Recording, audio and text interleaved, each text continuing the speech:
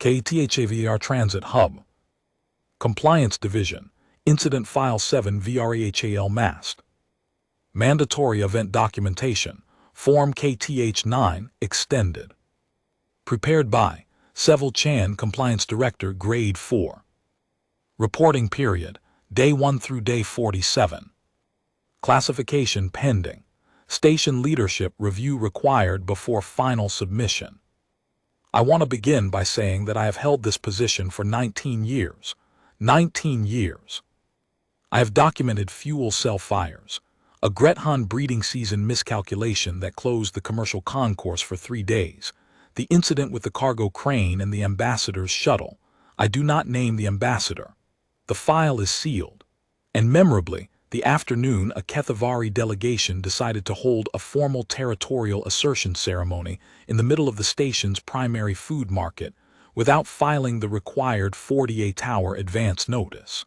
I handled all of it. I filed the forms in triplicate. I logged the incident chains, the response timelines, the resolution frameworks. I sent the appropriate notifications to the appropriate desks. I am telling you this because I want the review board to understand the context in which this file was prepared. I am not a person who panics. I am not a person who loses the procedural thread. I am a person who has, for 19 years, taken the complicated and messy reality of a mid-tier transit hub and turned it into clean, accurate, legally defensible documentation. This file is the hardest thing I have ever tried to document. I am going to do my best. Day 1. Containment Authority Transit Hold, Sublevel 4, Docking Bay 17. The Vrahal arrived on the cargo manifest as Class IV Restricted Biological Specimen, Transfer in Transit Destination, Hegemony Research Facility Orvith. It was not supposed to stop here. It was supposed to transfer from Bay 17 to the connecting service freighter within 6 hours. The manifest was correct. The paperwork was in order. I reviewed it myself. What the manifest did not reflect was that the Vrahal had opinions about the transfer. I need to describe a Vrahal for the record because I suspect some members of the review board have not seen one in person. I have now spent 47 days in proximity to one, so I feel qualified. A Vrahal is a feline predator, apex classification, native to the cold grassland systems of the outer Veth range. They are large. The word large is not adequate. The adult specimen in question, designated in the Containment Authority's own files as Lapen, a name I will use throughout this report because calling it the specimen makes me feel like I am documenting something I have some sort of institutional control over, and the review board should know from the outset that I do not, stands approximately 1.4 meters at the shoulder. Its body, from nose to the base of its tail, is close to 3 meters. It weighs, according to the freight manifest's listed mass. The CA handler confirmed this on day 1 with the expression of a person who has memorized a terrifying number: 538 kilograms. Its coat is pale gold with darker dappling along the spine and upper shoulders, and it is, I must note for accuracy, extremely dense and appears almost impossibly soft. I have not touched it. I am documenting what the camera records show. The ears are what people notice first. They are enormous. They are swept slightly back in the manner of a large feline at rest, and they are at least 30 centimeters from base to tip, with a faint dark tuft at each point. When the Vrahal is interested in something, the ears rotate forward together, and the effect is, I am a documentation professional, and I will describe it accurately. The effect is that of something deeply, almost comically attentive, like an animal built to listen to everything in a 5-kilometer radius deciding that your specific noise is the most interesting one currently available. I have seen it do this. I have seen senior Containment Authority personnel freeze when it does this. I am including this detail because it is relevant to the subsequent pattern of events. On day 1, at 6:14 station time, the cargo hold handler opened the transfer crate to complete the standard pre-transfer health assessment. I do not know exactly what the Vrahal did in the next 3 seconds, because the camera in Bay 17 was mounted on the interior wall of the hold, and the subsequent camera footage shows the hold door, then the corridor ceiling, then the corridor floor, then nothing, in rapid succession. The handler's report states that the door appeared to open from the inside very quickly. The handler is currently on administrative leave, and I wish them well. By 6:17, Containment Authority had logged a Class IV containment breach, and I had received the first of what would eventually be 43 notification messages from CA Director Vorsh Kale's office. By 800, 5 response teams were deployed across the station. I approved the emergency access to the service corridors and the non-public concourse levels. I routed the passenger flow away from sublevel 3 through 6. I sent the notifications to station leadership, and I sat at my desk, and I prepared to document the retrieval operation. The retrieval operation did not go as anticipated. Day 1 continued, sublevel maintenance corridor 7C. I need to introduce Orlen Mast. I need to introduce him carefully, because I believe the way I introduce him will determine whether the review board understands what happened, or whether they spend the next 3 hours trying to find a regulation that covers it. There is no regulation that covers it. I looked. Orlen Mast is a utilities maintenance worker, grade 2. He has worked at Kethavar Transit Hub for 11 years. In 11 years, he has received 0 formal commendations, 0 formal complaints, and as of the time I pulled his file on day 3, 1 informal note from a maintenance supervisor that reads in its entirety, "Mast is reliable, shows up, does the work, doesn't make trouble." That note was filed 6 years ago and nothing has been added since, which I think tells you everything you need to know about how Orlen Mast moves through the world. His job on day 1 was a calibration check on the atmosphere regulators in sublevel 7C, which is a service corridor in the station's maintenance sublevel, a long, utilitarian passage with conduit runs along the ceiling, 6 atmosphere regulation nodes spaced at intervals, adequate but not generous lighting, and very few reasons for anyone to be there who is not doing maintenance. Orlen was there doing maintenance. He had his toolkit, his calibration scanner, a thermos of whatever he drinks in the mornings. I have never asked, and I am not going to ask, because this report is already complicated enough. And according to his own account, which I took on day 3, and which I am going to include here despite its unhelpfulness as documentation. One of those biscuits I usually keep in my kit for when it's a long job.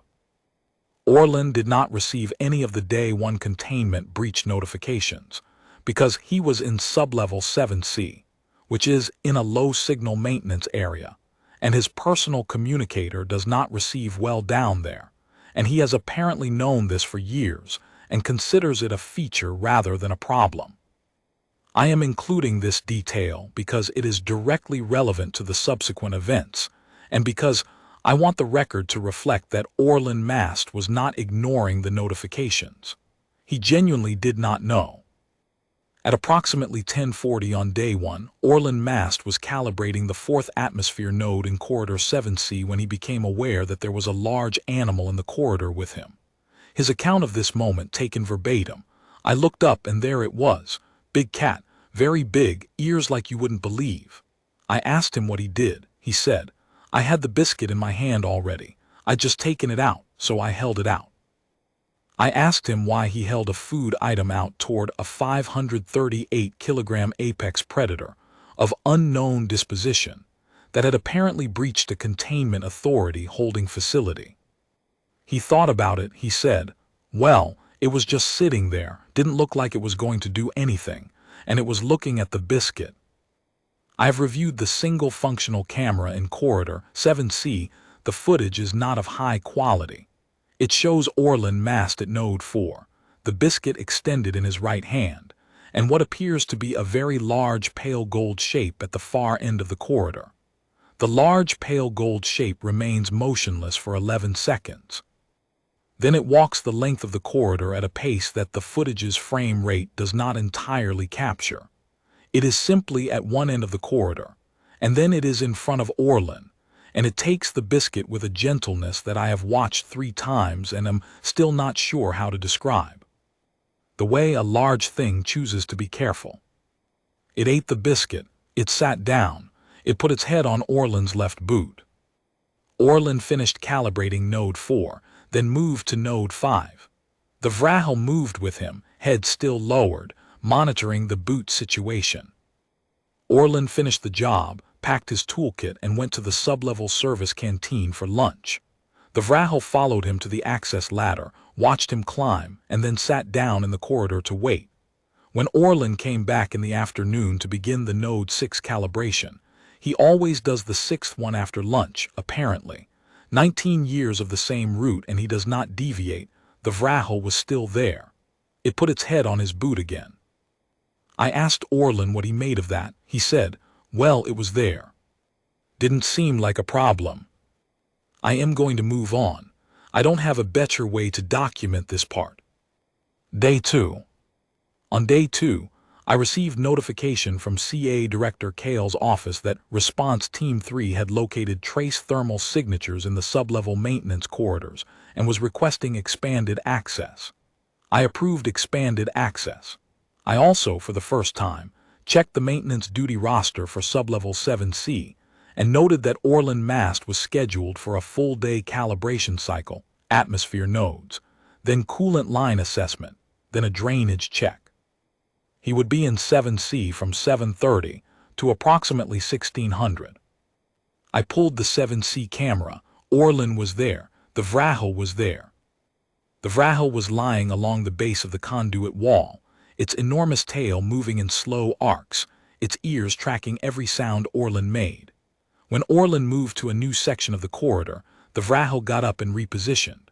When Orlen crouched to check a node fitting, the Vrahal pressed its shoulder against the corridor wall directly beside him, close enough that its coat brushed the arm of his coverall. Orlen did not appear to notice, or perhaps noticed, and did not consider it worth mentioning. Response Team 3 entered the far end of the corridor at 9:12. The Vrahal stood up. Its ears went forward. The team lead, a Kethavari named Vrahal, who I have met twice and found extremely professional, took 2 steps into the corridor, saw the Vrahal standing, saw its ears, and stopped. According to his incident report, he held position for approximately 40 seconds, then retreated to the corridor junction and filed an advisory. Vrahal is ambulatory, status alert level posture, direct approach not recommended at this time. He then requested thermal monitoring only, which I also approved. At 9:14, the Vrahal sat back down beside Orlen. At 9:18, Orlen went back to the drainage check. He had apparently not looked up during any of this. At 1100, Orlen took a break. I watched the 7C camera. He sat on one of the coolant line access panels. They run along the wall at about knee height and function as a kind of bench if you're not worried about your uniform, and he ate something from a small container he'd brought in his bag. The Vrahal sat beside him, not behind him. Beside him, its shoulder was at his shoulder level and then some, because it is a very large animal and he is not a very large man. It turned its head toward the food container. Orlen looked at it. Then he reached into his kit bag and found another biscuit and held it out, and the same careful motion happened, and the Vrahal ate the biscuit and then looked at the container again. Orlen said something. I cannot hear it on the camera audio, which is not of good quality. The Vrahal's ears went forward. Then it looked away, and Orlen ate the rest of his lunch, and the Vrahal sat beside him with its chin slowly tilting down until the chin rested on the coolant access panel, and the enormous amber eyes were blinking slowly in the direction of the corridor. I filed my Day 2 update to station leadership. I described the situation as active monitoring phase, Containment Authority operations ongoing. I did not specifically mention Orlen. I am not sure why. I think I was hoping it would resolve. Day 4. On Day 4, the cub arrived. I want to note that the freight manifest had listed only 1 specimen. I flagged this immediately and sent a priority query to the Containment Authority's handling office, requesting the manifest revision and the cub's containment history. It took them 6 days to respond. Their response was that the cub juvenile specimen, not yet formally designated, approximately 14 kilograms, and at the time of freight intake roughly the size of a large domestic cat, though with proportionally enormous ears that the intake report described as disproportionate even for the species, had apparently been in the freight container with Lapen and had not been included in the manifest due to an intake error. They apologized for the inconvenience. I filed a complaint. I am still waiting for acknowledgement. I will call the cub Tuck. Nobody officially named it. Orlen started calling it Tuck on day 5 and the name stuck, and at this point the name is in more documents than I care to count, including this one. On day 4 at approximately 8:30, the 7C camera shows Orlen arriving for his shift, toolkit in hand, thermos under one arm. The Vrahal Lapen is already in the corridor, lying against the conduit wall. When Orlen's boots appear at the bottom of the access ladder, Lapen's head comes up and its ears rotate forward. Orlen reaches the corridor floor. Lapen stands, walks over, and puts its face against Orlen's shoulder for approximately 3 seconds. Then it goes back to its spot against the wall. Orlen says, audibly this time on the improved camera audio I had installed on day 3, morning. He starts unpacking his toolkit. At 8:41, something small falls out of Lapen's coat. I am describing this as accurately as I can. On the camera there is a dense section of Lapen's chest fur near the left foreleg, and something small and pale gold detaches from this area and lands on the corridor floor. It sits there for a moment. Then its ears, which are, I want to emphasize, absurdly large for its body, even more dramatically so than Lapen's, swivel toward Orlen. It is the cub. It has apparently been riding in Lapen's chest fur. I did not know Vrahal could do that. The CA handler, when I later asked him, said he had also not known Vrahal could do that and seemed personally troubled by the information. The cub walks toward Orlen on slightly unsteady legs. It stops in front of his left boot. It looks up. It looks at the boot. It looks back up. Then it sits down on the boot, not beside the boot, on the boot. It weighs 14 kilograms and Orlen's boot is a standard issue composite maintenance boot, and it takes the weight without apparent difficulty, and Orlen looks down at the cub on his boot and says, audibly, "Oh, there's 2 of you." He reaches into his kit bag. He gets out a biscuit. He breaks it in half. He gives one half to the cub, who takes it in both front paws and considers it seriously before eating it. He gives the other half to Lapen, who has wandered over to monitor the biscuit situation, and takes it with the same careful gentleness I observed on day 1.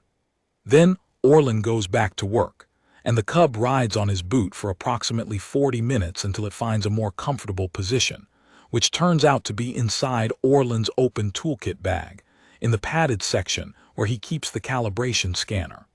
The scanner is moved to the outside pocket. The cub fits in the padded section exactly if it curls its tail around itself, which it does. I spent a significant portion of day 4 staring at the camera feed. I am not sure what I was expecting to happen. Nothing happened. Orlen did his calibrations. The cub slept in the toolkit bag. Lapen paced the corridor at a distance that I eventually recognized as a perimeter. It was not wandering. It was walking a specific circuit, turning at the same 2 points each time, keeping Orlen and the cub inside the circuit.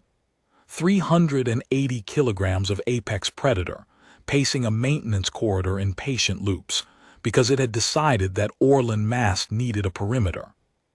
Response Team 3 filed a recommendation that day that contact with the civilian utilities worker be minimized, and the worker be reassigned to alternate duties for the duration of the retrieval operation. I forwarded the recommendation to Orlen's maintenance supervisor. His supervisor said, "Who's going to do the 7C calibrations then? We're already short on 9 series workers." I sent the recommendation back to Response Team 3 with this context. The recommendation was withdrawn. Day 6. CA Director Vrahal made his first personal appearance at the station on day 6.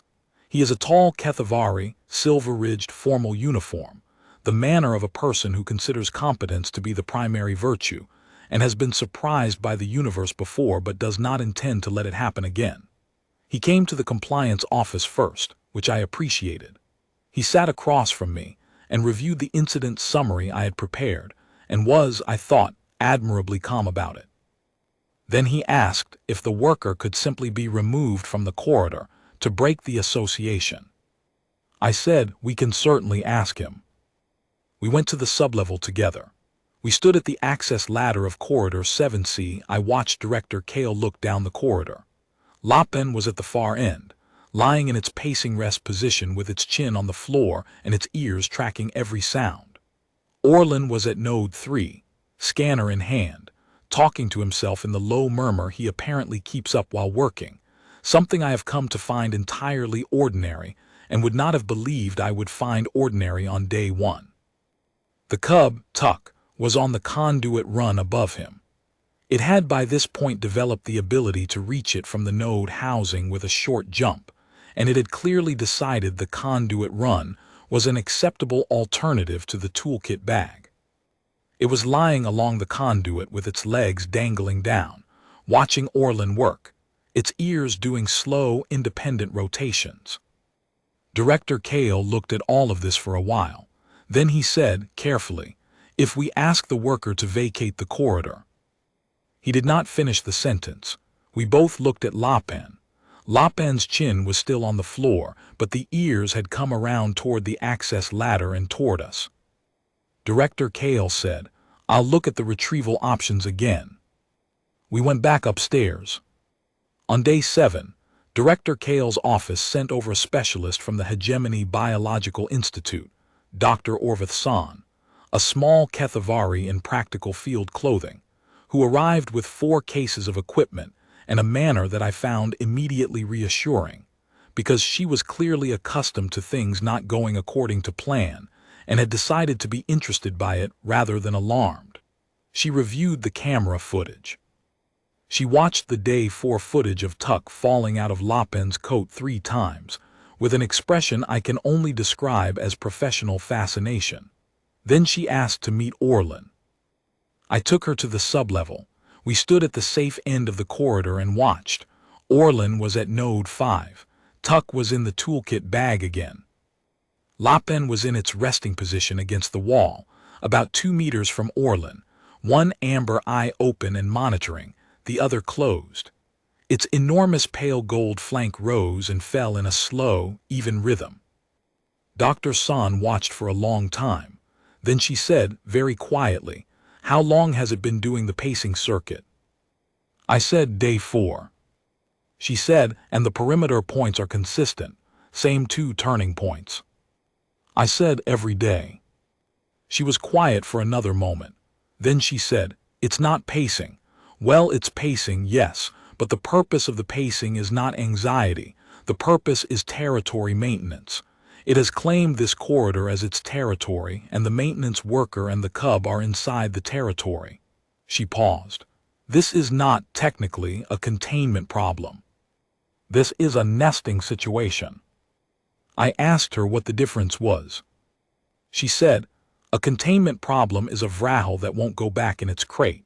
A nesting situation is a Vrahal that has organized its living arrangements according to its own assessment of what is safe and valuable, and is now maintaining those arrangements." She looked at Orlen. It assessed him on day 1 and decided he was safe. Probably the cub as well. Vrahal carry juveniles that they consider under their protection. The biscuit on day 1 was the initial point of contact, but the Vrahal's decision to stay was not about the biscuit. I asked what it was about. She said he didn't panic, he held out his hand. He was entirely calm. She paused again. Vrahal select their associations on the basis of threat assessment. The ones who panic, the ones who run or make the sounds of alarm are not selected. He held out his hand in a calm, non-threatening manner and then went back to work. To the Vrahal, that is exactly the behavior of a trustworthy pack member. She looked at me. Or a pack leader, depending on how it reads him. I did not have a Form KTH9 category for this. I noted it in the narrative section. Day 9. I have been keeping this report in sequential order because that is how documentation should work, but I want to note that the middle period of this incident, days 5 through 11, has a particular quality that is difficult to capture in formal documentation. It is the quality of a situation that has stopped escalating and has not yet been resolved, and in that interval has become, against all reasonable expectation, somewhat ordinary.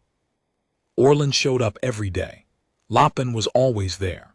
Tuck, who was growing noticeably, Dr. San told me juvenile Vrahal grow in significant spurts, and that a 14-kilogram cub could reach 40 or 50 kilograms in its first year, which I did not find comforting, had by day 9 developed a clear preference for the conduit run during Orlen's active work periods and the toolkit bag during breaks.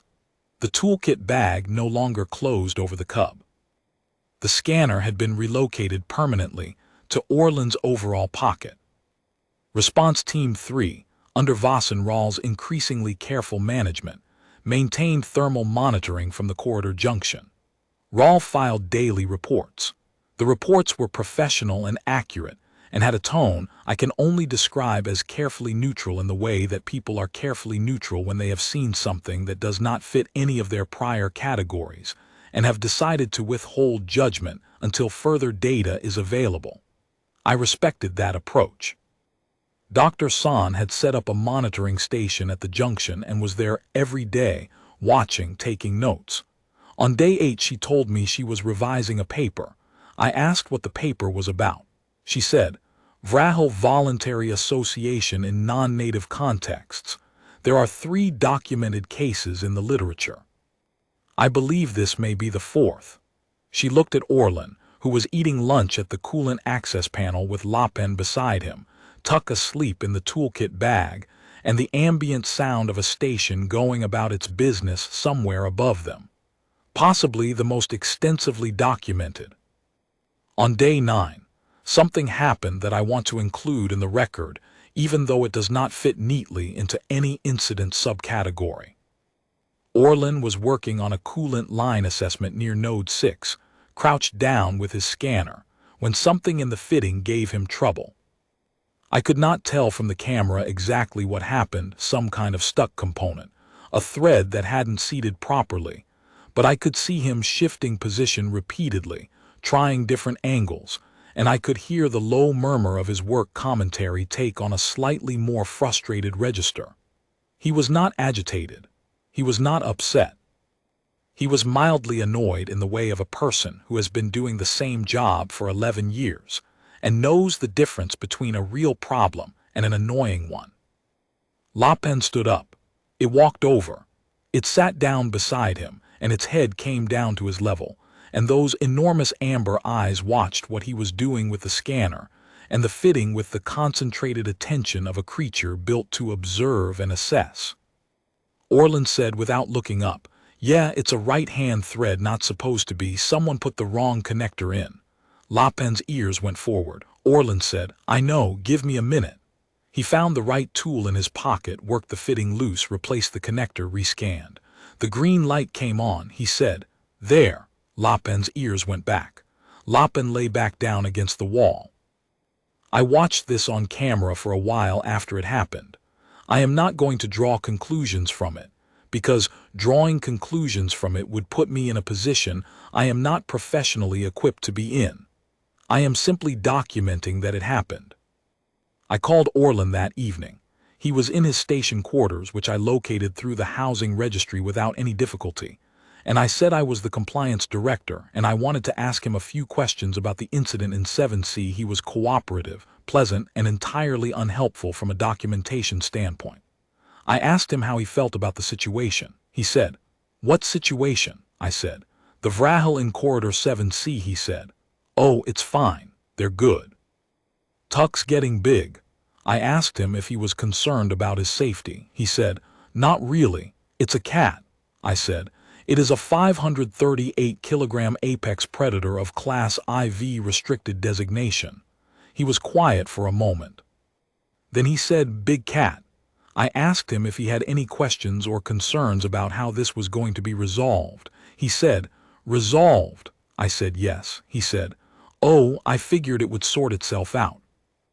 I filed the call notes under Human Subject Assessment and noted that further psychological screening was probably not necessary because there was clearly nothing there to screen. Day 11, Sublevel 7C 1347. I had been in the corridor 3 times by this point, each time at the safe end with Response Team 3, observing. On day 11 I went alone. I stood at the corridor junction with my tablet, reviewing the monitoring logs, and at some point I looked up and realized that Lapin's ears had come around toward me. Not in an alert posture. Not in the focused, forward rotation that the CA team described as the attention warning position. Just turned toward me, the way ears turn when something is nearby. I stood there. I did not move. Orlen was at node 2 doing a reading. Tuck was on the conduit above him. Lapin was in its resting position against the wall, equidistant between Orlen and the corridor junction where I was standing, and its chin was on the floor and its eyes were half open in the way of an animal that is resting but not asleep. The ears had turned toward me and stayed turned. I do not know how long I stood there. It was not a short time. I was aware of the sound of the atmosphere regulators cycling, and of Orlen's murmur, and of a faint sound from Tuck that I eventually identified as a small, rasping sound repeated at intervals. The cub was, apparently, purring in its sleep. Vrahal cubs purr. I did not know this before day 11. Dr. San later confirmed it and noted that it is one of only 3 documented cub vocalizations and is associated with contentment. I have noted this in the file. At some point during this interval, Lapin's eyes closed fully. The ears stayed turned toward me for another minute or so, then relaxed back into their neutral position. I was still standing there. I filed a note to myself later that said, "Stand at junction for 20 minutes. Vrahal rests." No incident. I do not know what category to put that in. I put it in the narrative section. On my way back upstairs, I passed Vrahal, who was setting up the morning monitoring equipment. He looked at me. I said, "It didn't do anything." He said, "It never does anything."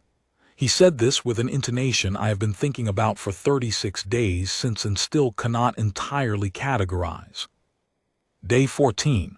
Director Kale's second visit.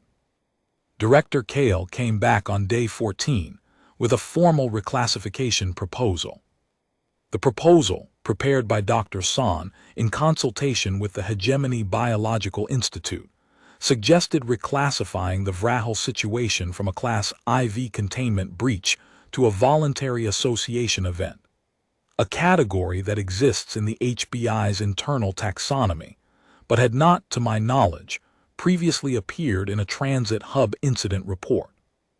The reclassification would not change the legal status of the Vrahal, which remained hegemony research property, but would change the recommended response protocol from active retrieval to monitored passive observation.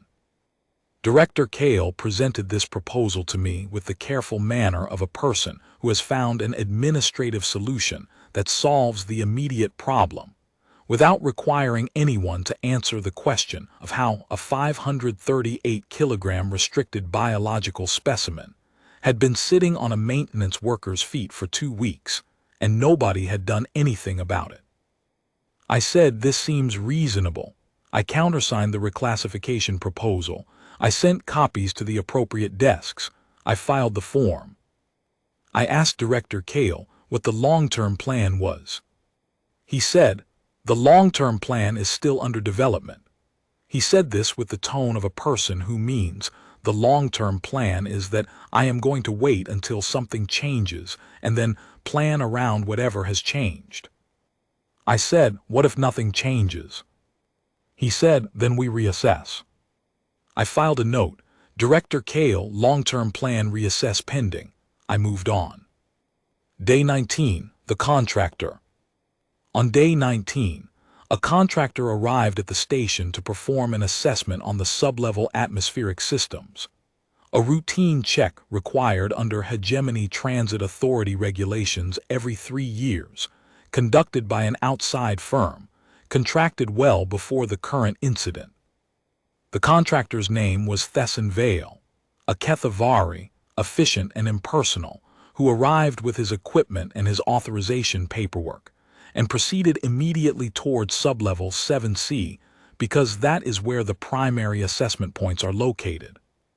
He did not receive the notice I had sent to the contractor firm station contact outlining the current access situation. The contact had gone on leave. Nobody had passed the notice down. This is the kind of failure point I spend my entire professional life trying to prevent, and I'm including it in this file because it is relevant, and because I want the record to reflect that I sent the notice. I have the send confirmation. I have attached it as Exhibit C. Vrahal went into sublevel 7C with his assessment kit. I found out about this 3 minutes later when Vrahal called me and said, in a carefully controlled voice, "Director Chan, there is a contractor in the corridor." I was already pulling up the camera feed. I saw Orlen at Node 5, scanner in hand, Tuck on the conduit awake, ears forward, Lapan standing. Lapan was standing in the center of the corridor, and it was facing the door through which Vrahal had just entered. It was not making a sound. It was standing with its weight evenly distributed, and its ears in the fully forward position and its tail straight out behind it, and it was looking at Vrahal with an amber-eyed steadiness that had no alarm in it and no agitation in it and no uncertainty of any kind. It was simply standing there, 538 kilograms, in the center of the corridor, and it was looking at the contractor. Vrahal had stopped. He was standing very still. He had his assessment kit in both hands. He was not moving. Orlen looked up. He looked at Lapan. He looked at Vrahal. He said, "Oh, you're here for the atmospheric assessment." Vrahal said in a voice that was doing its best, "Yes." Orlen said, "I can clear 7C for you, just need to do nodes 2 and 4 first. Say, 40 minutes. Vrahal said, That's fine." Orlen looked at Lapan. He said, "Easy." Lapan's ears went back, not fully back, not to the neutral position, but slightly a softening. Orlen said, "It's all right." Lapan turned its head toward him. For a moment, the enormous eyes were on Orlen, and nothing else in the corridor existed for the Vrahal. And then Lapan walked to the conduit wall and lay down, and Tuck descended from the conduit run in a scramble and landed on the floor beside it. And the two of them arranged themselves against the wall with the practiced ease of something that has done this every day for 19 days. Orlen went back to nodes 2 and 4. Vrahal stood in the doorway for another full minute before he seemed to remember what he was there for. He filed his own incident report the following day. I have read it. It is mostly about the node assessments. There is one paragraph at the end that describes an unexpected large animal in the sublevel passage and says that the animal did not interfere with the assessment work. I appreciate his professionalism. I noted in my file, Day 19, contractor incident resolved without escalation. Vrahal responded to worker's vocal cue. I thought about that sentence for a while and then left it in. Day 23. Tuck was 41 kilograms on day 23. Dr. San weighed it using a freight scale Orlen wheeled down to the corridor, because Tuck had decided by this point that wherever Orlen went, Tuck went, and Orlen had persuaded it onto the scale by placing a biscuit in the center of the platform, which is a technique Orlen had apparently developed without any guidance from anyone. Dr. San observed this and took notes with the expression of a person who is going to have a very productive paper. 41 kilograms, 3 weeks. The cub had tripled its intake weight.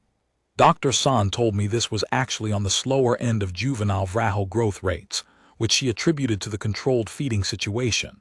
Lapan was not hunting in the corridor, obviously, and the CA had been leaving provisioning at the corridor junction since day 10, and Orlen's biscuits, while not nutritionally adequate as a primary food source, had apparently been enthusiastically supplemented by the provisioning. She said the cub was healthy. She said it as if that were reassuring. I am not sure it was. On day 23, I also had the first conversation with Orlen that was not specifically about the incident. I had come down to talk to Dr. San about the weekly summary, and Orlen was on break, sitting at the coolant panel with his thermos, and the corridor was quiet and Lapen was asleep and Tuck was asleep in the toolkit bag, which it still fit in if it turned around twice and curled tightly. Orlen offered me his thermos. I said no. He shrugged and drank from it. I sat down on the coolant panel at the other end. I asked him if this had changed his routine much. He said, "Not really, I do the same routes." I said the monitoring presence, the CA team, the specialist, did that not make things more complicated? He said, "A bit, but they stay out of the way mostly." Vasan's all right. I asked him if he was aware that the Vrahal situation had generated 47 separate administrative documents, 3 formal reclassification proposals, a hegemony biological institute research designation, and ongoing correspondence between Kethavar Transit Hub leadership and the Containment Authority's regional director. He looked at me. He said, "That sounds like a lot." I said it was. He said, "Sorry," I said. "You didn't do anything wrong." He said, "No, I know, still." He drank from his thermos. Lapen's ear moved, tracking something in the ventilation cycle. Orlen glanced at it. His expression was, I have thought about how to describe this, easy. At ease. The kind of at ease that is not a performance and not an absence of awareness.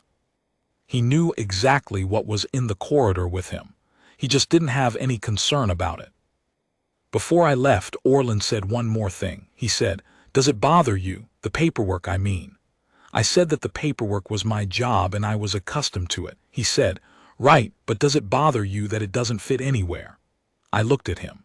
He was looking at Lapen, who was asleep against the wall with its chest moving in that long, slow rhythm. He said, "I always figure things do what they do, and then someone has to explain it after, and the explanation is usually harder than the thing." He drank from his thermos again. "Doesn't mean the thing was hard."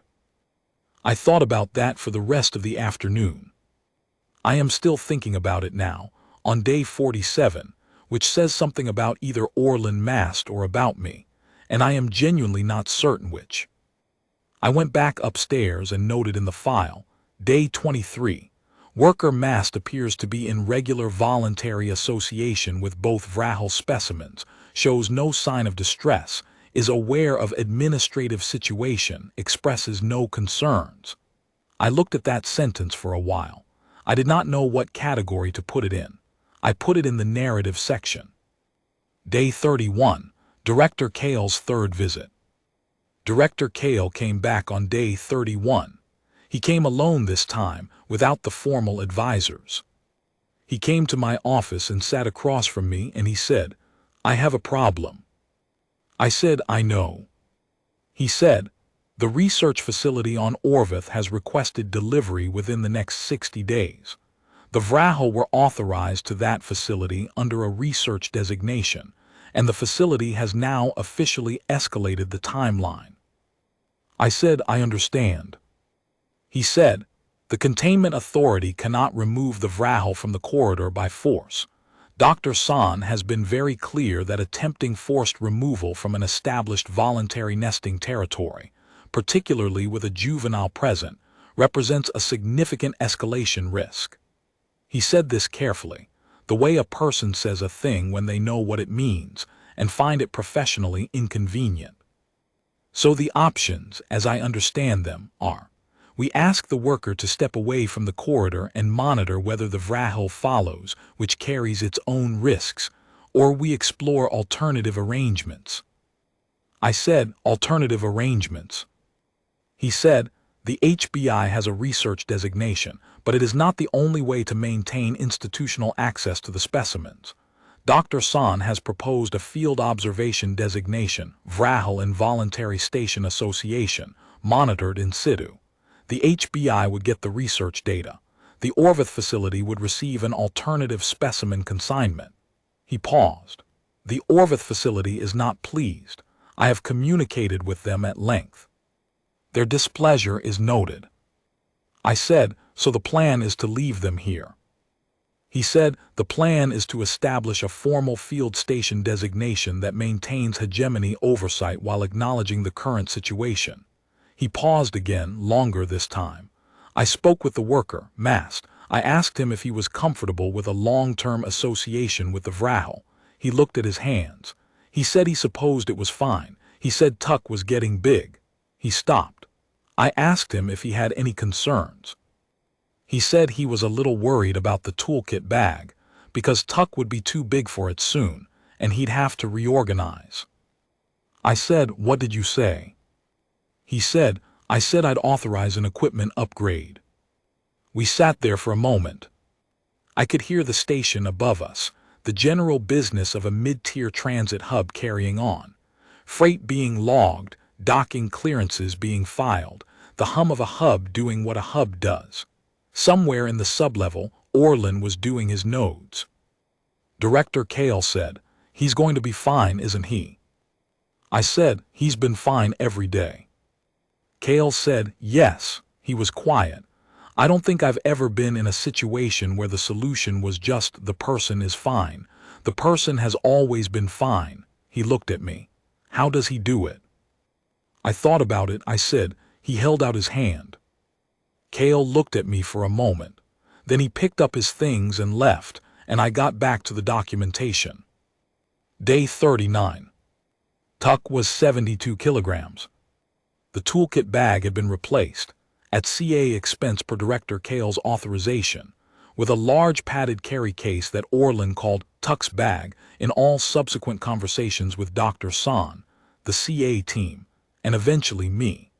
The carry case was a piece of Hegemony Biological Institute field equipment intended for specimen transport, which under the circumstances had a certain irony that I noted in the file, and then removed from the file and then put back in. On day 39, Orlen's maintenance supervisor filed a query with my office asking whether the situation in 7C was going to affect the calibration schedule long-term, because Mast is the only one who does those nodes and I need to plan ahead. I sent her the reclassification summary and a note indicating that the monitoring situation was ongoing but stable.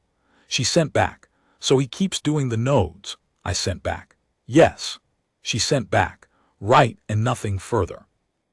Also on day 39, a mid-level official from the Hegemony Transit Authority's Regional Inspection Office arrived for a routine compliance review. He was a Kethavari named Orvith Salin. I want to note that having a name that closely resembled that of the Orvith facility had no bearing on subsequent events.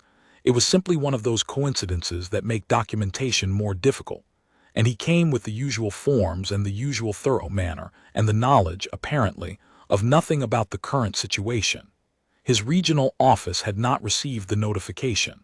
I am looking into why. I have attached my query as Exhibit F.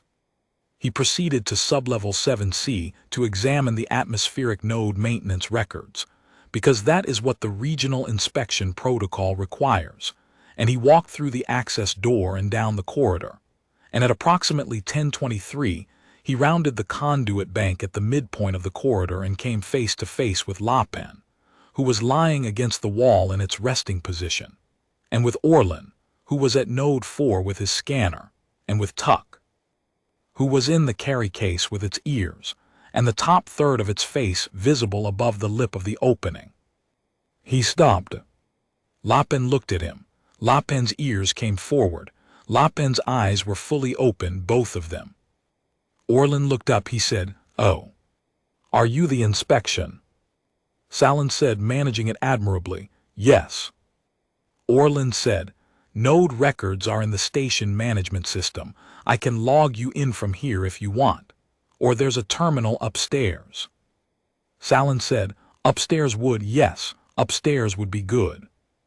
He filed an inspection report that noted in the compliance section that the node records were complete and current. In the notes section he wrote, "Large biological specimen observed in sublevel 7C appeared to be in association with maintenance staff, did not interfere with inspection." He gave Kethavar Transit Hub a full compliance rating. I sent him a thank you note the next day, which I have never done before for an inspection outcome, and which I do not regret. Day 42.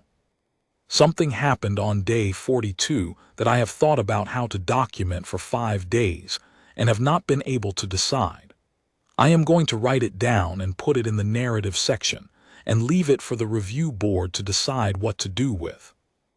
On day 42, I came down to the corridor in the afternoon to deliver some updated monitoring parameters to Dr. San, who was at her station at the corridor junction. It was a quiet afternoon. Orlen was finishing his last check of the day, the drainage assessment at Node 6, which is the last thing he does every afternoon before the end of his shift. I have been watching this corridor for 42 days, and I know his schedule better than I know my own. He finished the drainage check. He packed his toolkit. He put on his bag.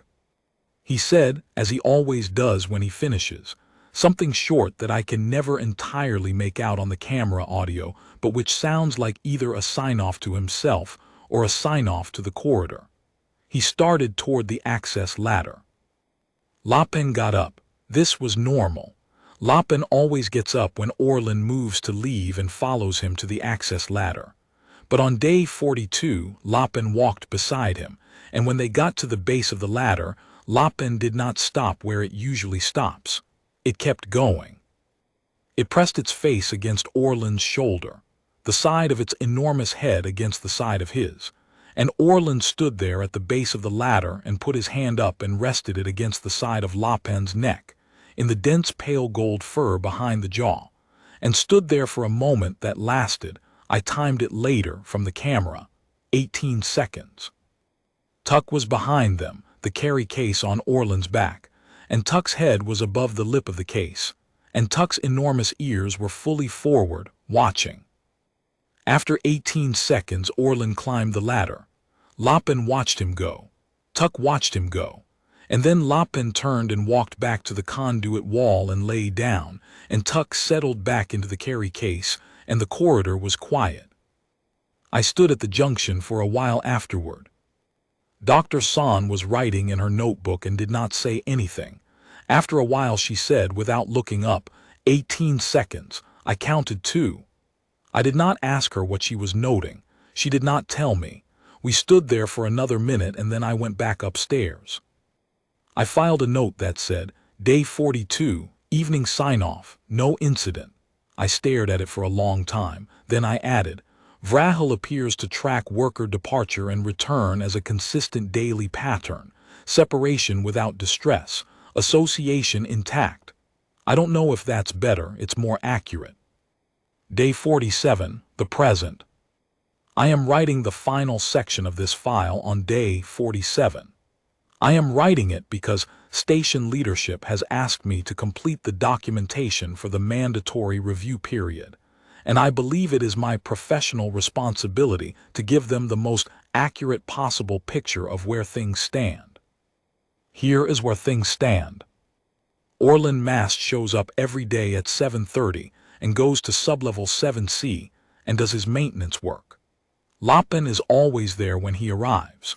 Tuck is now 93 kilograms and does not fit in the carry case anymore, but Orlen has not had the heart to stop bringing it, and Tuck rides in it with a third of its body hanging over the edge in a way that looks uncomfortable and appears not to be. Dr. San says the cub will hit full adult weight in approximately 14 months, at which point it will be larger than Lapen, and I am choosing not to think about the carry case situation at that point. Vrahal and Response Team 3 still maintain daily monitoring logs. The logs are, at this stage, largely records of nothing unusual. I have asked Vrahal if he finds this boring. He said, no.